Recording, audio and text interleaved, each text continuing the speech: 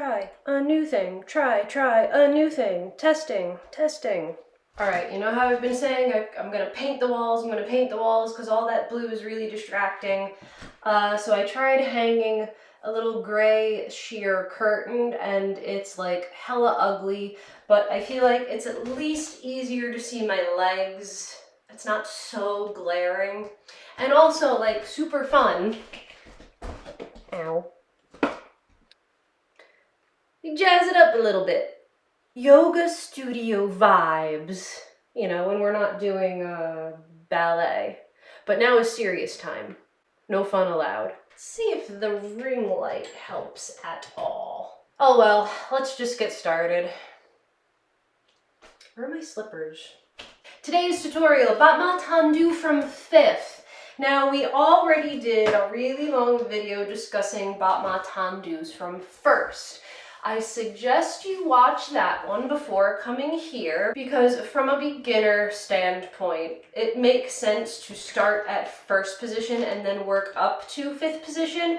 And I also talk a lot about turnout. I do like a whole long turnout recap in the tendus from 1st, all the things you need to know at the bar. And that's also the basic leg and foot articulation. So I'm not going to focus as much on those details now that we've moved up to 5th position. So any little details that you need to know about how the leg rotates, how the heel starts the movement, how the toes articulate through the floor, keeping the ankle straight, all that sorts of stuff, I'm not going to focus on that as much here. So Tendu from 1st really is your prerequisite to getting here. So assuming you know all the things that I mentioned in Tendu from 1st position, now we are moving up to the next step, all the things you need to know for doing Tendu in 5th position at the bar. And I'm going to incorporate a little bit of the arms today, because I didn't get to focus on the arms in the last tutorial. So I'm kind of doing a series. I'm kind of working through the whole bar in order. Pliés, tendus, then we're going to do dégagés, then we're going to do rond de jambes, then we're going to do fondus, then we're going to do frappés, then grand battements, and adagio. All the things you need to know to get through these exercises at the bar. These are the most common corrections I give my students. I'm going to go over the most common mistakes that I see. So hopefully when the time comes for you to do these things at the bar, it'll be perfect. So assuming you have familiarized yourself with 5th position in your plie combination, even if you've never seen tendus from 5th position before, you should have felt a little bit of an introduction in your plie combination, because we do our pliés in 1st position, we do a nice little tendu to do tendus in 2nd position, we do a nice little tendu and a half a rond de jambe to get to 4th position, and from there, what do? We do a tendu and we slide it all in to 5th position. Very uncomfortable. This is sometimes where we can mention the elusive 3rd position. Why don't we ever do 3rd position? Because we don't need it. It's a weird, 3rd position is like a weird halfway step in between 1st and 5th. It's like, it's 5th that didn't make it all the way. This is 3rd position. And it doesn't really look pretty, right? It makes it look like you have one really long, big, awkward foot. The point of 5th position is to have everything collected under you. So 2 legs almost become one and become this nice little like single foot right under you. 1st position at least looks like you have 2 legs, as does 2nd position. 4th position is usually crossed, and 4th position is kind of flattering no matter which way you look at it. You just have to like be turned out and have your tailbone pointing down, not tucked, just down. So 3rd position is just kind of like this weird, like in between. No, we don't need it anymore. I don't even really think anybody teaches it to children anymore, because we try to pretend it doesn't exist. It's like the embarrassing little like black sheep sibling that we try to pretend doesn't exist. It's like Harry Potter stuffed in the cupboard under the stairs. So to get into 5th position, you just did all this nice work practicing from 1st position, right? And now all you gotta do is slide one leg in front. And the goal is to have your feet right in front of each other. Almost like 2 parallel lines. Like you've created an equal sign and you just squish them together. When there is space in between them, that's kind of the goal of 4th position. 2 parallel lines with the feet. Make this nice little equal sign, but when they're in 5th, they gotta touch. Why do I always make sounds? I don't understand. I'm 5. I don't know. I'm sorry. And holding and maintaining fifth position is not just as simple as jamming one heel in front of the other and like just kind of forcing your feet to stay while all your other muscles twist and get angry. There is a continuous lift and turnout, see previous videos, so that we do not feel the need to like bend the knees and like, you know, squirm our legs together. It is always lifting and rotating so that there is ease, so that things can just kind of like seamlessly collect under you, rather than fighting with the body. So that's one of the reasons why it's suggested to work from first position first, so you can start getting used to that feeling before taking on the extra challenge of crossing the legs. So I know in my first position Tendu video, I gave a plie in fourth position. I am going to include that again, just so I can mention a little thing that we do with the arms. But I also love to incorporate a little slow motion coup de pied to pas de cheval when we're working from fifth, because that also helps you feel your turnout. And tendus from fifth position is not just something that is exclusively done from the bar. Usually from this point forward, all of the rest of our combinations start from fifth, with the exception of rond de jambes in first position. And that is because when we are in the center, a lot of the times when we are switching feet, when we are going through transition movements, we are always going through this little fifth position that's happening under us when we start and finish jumps. Just as we frequently pass through first position in our dancing, the legs can only go one of 3 places, directions. Your leg can only be going front, side, back, and how it gets there usually starts from a fifth position or goes through a first position. Granted, sometimes we have a bent leg, sometimes one leg is bent, one leg is straight, but it is always going through or starting from a first position or a fifth position, which is why everything at the bar focuses on starting from first or from fifth. Yes, some basic things start from fourth, like there are some turns and jumps that can start from fourth or start from second, but we are largely always using first or fifth as the starting point or transition point for a lot of these things. So if you're one of those people that's like, oh, I can do tendu from first, that's easy, but tendu from fifth, I wish I could skip that altogether. Well, I got news for you. Ballet may not be the thing for you if you're uncomfortable in fifth position, because when you break down a lot of ballet movements and variations, there's a lot of fifth position that you gotta go through. So I have a cute little short tendu from fifth combination that I would like to give you. Don't know if it's going to match up with any of the music I have, but it has all of the little things that I like to focus on when doing a tendu combination from fifth. So since we are incorporating the arms a little bit today, let's go ahead and take our arm preparation. The music is starting. We'll pretend the music is going.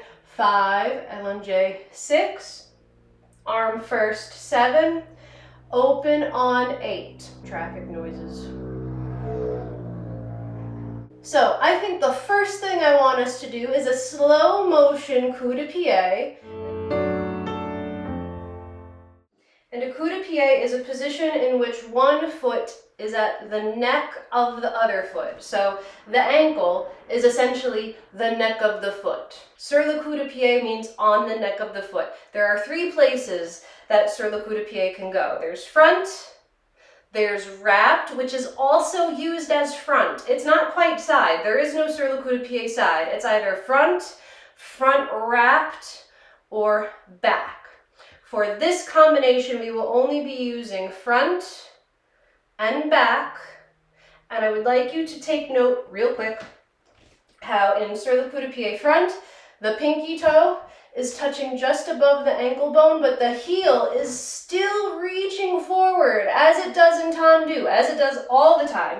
So there is space in between the heel and the calf. My heel is not resting on the calf, it is the opposite. And when you go to the back, it is that same feeling. Nothing changes. All you do is open the knee slightly and put it back. The toes are still reaching back. The heel is still reaching forward. We're not touching the leg. And also, the level of the foot has stayed the same. The pinky toe touches above the ankle bone, but when we go to the back, we can't put the heel above the ankle bone because then it's too low and this weird thing is happening. The heel is touching the base of the calf muscle. Because our foot is longer and our toes are lower, toes touch on top of the ankle bone when it's to the front, but if you keep that same level and put it in back, the heel is higher, so now the heel is touching higher on the leg, touching the base of the calf. If you've been focusing very hard on your turnout, this should not feel difficult. It should feel like you're opening very far from your hips. It should feel like your thighs are wrapping backwards. There should not be stress on the knee. And that extra little rotation from your heel, the feeling of heels forward, is what gives you this little fishtail look with the foot. We call this winging. So at the barre, there is no pas de cheval combination at the barre. Pas de chevals are usually introduced within tendu or dégagé combinations. So I do have a video explaining pas de cheval, but if I'm going to be a good teacher and give you a proper tendu from 5th combination, that also entails teaching you pas de cheval. So here we go. It's going to be a long one, guys. 5, 6, 7, 8. If you want to coordinate the arms, and because I am doing this pas de cheval in super slow motion, you can incorporate the arms. If you do not want to, you can just leave it in second. And I'm taking a whole count for this demi-point, super slow motion pas de cheval. Demi-point, arm is down in the preparation position. Coup de pied, or sur le coup de pied front, the arm has made it to first position, and you open the arm at the same time you open the leg. Now we have wound up in a tendu sort of devant, and when the leg is forward, if we want to be extra fancy and incorporate the head is open when the leg is forward. And there are reasons for this. Yes, there's a video for that too. Head movements, explain, go have fun. Slide it in. As I talked about in tendu from first, the toes are sort of underlining this movement and the heel still wants to stay forward. Despite all of this, the heel wants to stay forward. I know it feels like this is the instinctive way to bring your leg back, but ballet is pretty much the opposite of what the body instinctively wants to do. So as we straightened this pas de cheval, the knee is fighting to stay to the side. The kneecap and the thigh did not just twist and open up to the ceiling. Sometimes I put little googly eyes or smiley faces on my students, and I tell them if the mirror is to the side of them to see that smiley face in the mirror, even as they extend. And then keep it in the mirror extra, even as you draw the whole foot back into 5th position, right? We're trying to get into this 2 parallel lines touching. We don't want it to come back to something like this. So we just completed our first tendu. The second thing I'm giving you is a plie in 4th position because I want to add a little rule that we do with the arm. In tendu combinations, when we do a plie in 4th, the arm just goes front, just from the elbow into 1st position. And then we open it as we push back and close. From here, 2 slow, 3 fast. Tendus in 5th. 1, 2, and 1, 2, 3. Maybe we'll add a plie. Plie. Why not? Same thing to the side. Slow motion, coup de pied, open pas de cheval, close back. Really fighting for it, really lifting, because what we don't want to see is bending the knees or shoving the knees or adjusting the knees. I've heard some people say, oh, I got fat thighs, so I can't cross 5th position. I don't know if that's true, because I have met this one wonderful, adorable woman. I do not remember her name. She was an adult, older than me. She was like super plump, very plump lady. You know, she had a butt. But she had the most perfect crossed fifth position. Her feet were perfectly placed, even though her thighs were one thigh was probably as big as my torso. And she still had a perfectly crossed, neat, tight fifth position. Her thighs didn't get in the way. So yes, sometimes thigh circumference can affect your ability to cross fifth, but I do believe it is mostly your anatomy. And even if it is your anatomy, it is also just proper technique and practice. I believe that you can overcome almost any limitation that your body has. I mean, within reason, obviously, with just careful and consistent practice and training. There are many people out there that do not have ballet bodies and still manage to do ballet beautifully. So on that note, the whole point was that I don't want to see, or none of your teachers want to see, nobody wants to see you fighting and fidgeting and readjusting to get into fifth position when you're doing these tendus to the side. You should be so lifted that the leg can almost freely just slide under you. Not a big deal. All your weight is in the standing leg. There are moments where, yes, your weight needs to be equally distributed between 2 feet, but it is making this shift of weight invisible. Going from 2 feet to 1 foot to allow the working leg, the gesture leg, to work freely and have very little resistance, so there's no fighting and fidgeting and readjusting when you're trying to close. Slow motion coup de pied. We opened to a pas de cheval. We closed it to the back. These tendus, I would like them all to be alternating. Alternating means you close back, you close front, you close back, you close front. Changing, right? We're always changing the side that we close. And when we do a tendu to the side, it should be a direct line to the side, and you also want to close as directly as possible, almost as if you want to close in first.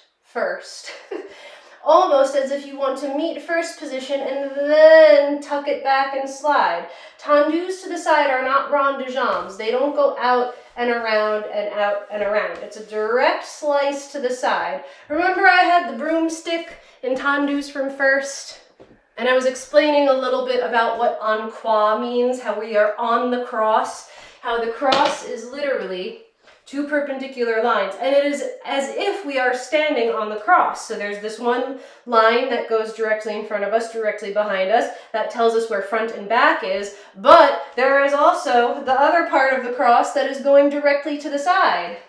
So I did my tendus to the front, directly in front of my belly button, and now when I do my tendu to the side, it should feel as if it is going directly to the side of me. There is an invisible wall in front of me that my leg should not cross, because that's not a position. And alternatively, as it goes to the back, it should feel like it is going directly to the side, right in between these 2 walls. It cannot pass this invisible line, right? Because that's not a position. It's a very bad arabesque, a very bad alisagon. It's like an alisabesque, and arisagon, don't know what that is. People love to do it though, because for some reason it targets this little muscle up here, kind of where my saddlebags are, so maybe I should do more of those. But you see how it is a direct slice from the side. I'm not taking any detours to close. I'm also not slipping my heel out and then readjusting it. The heel is almost the first thing to meet. The heel should almost feel like it's more forward than the toes. Do. We close back. This plie we are now doing in second position because I want to introduce this other arm rule. So remember how when we were doing it from fourth, we close the arm in first position, just from the elbow right in front of us? When we do it in second position, the arm can go through the whole circle. It goes down to the preparation position and opens up. It's not just first open. So a tendu, plie second, the arm can come the whole way down. It does not mean we droop our upper body. We're still tall. It's just the head that kind of acknowledges the arm. Push back, and because we're alternating, now we close front. And then we have 2 slow, 3 fast.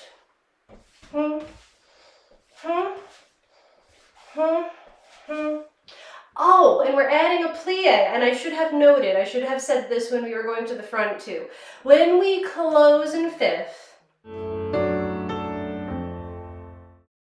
I feel like Vaganova is very big on the head, especially at the bar. I know other techniques, other methods don't really focus on the head details at the bar, but what the heck, I'm giving it to you anyway because this is the method that I was trained in. So back to our Tendu front real quick. So we just did our 2 slow, 3 fast. 1, 2, and 1, 2 on our plie. It's just a little like breath, like, oh, we just look under the wrist. Plie and look under. Anytime the foot is closing front, basically. Now when the foot closes back, as it is doing here, we start the same, but it happens when the leg is open. So let's say we just did our plie, 2, slow, 1, 2, 3. On number 3, before it closes, it starts when the leg is still open. The same feeling, like we're about to look under the wrist, but upon closing, we bring it back, the head goes back too, and it's as if we're just looking behind the wrist. No big deal.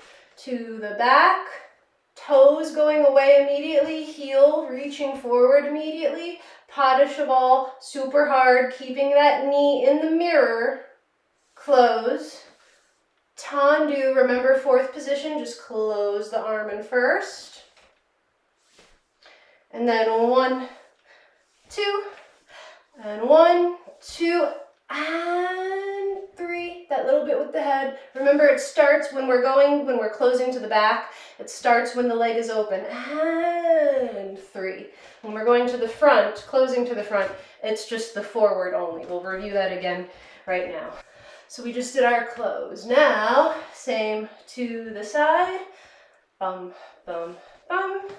Use the whole arm, 2nd position plie, return, 1, slow, 1, slow, and 1, and 2, and forward, looking just under the wrist only. Should we try it with music? I don't know if I have anything. And I'm going to turn around and do the other side because one side is straining in a very weird way to show everything to the camera slowly, and I'm not even really properly en face when I'm doing this. I am like a slight quasi towards the bar to get things profiled to my camera. That's the only place that my laptop can sit, unfortunately. So let me find some music. We'll try doing it the other side. Okay, it looks like in order for you to see both feet, I should actually be slightly effacé, slightly away from the bar. So obviously when you're doing this, you are perpendicular to the bar. You should not be twisting an effacé or quasi unless your teacher requests that, but just for like visual camera angle sake, I am going to be slightly away from the bar just so that my camera can get a nice side profile. All this time it's been using the MacBook microphone. It hasn't even been using this one. I forgot to... Oh. Can't believe I did that. I don't get paid enough for this.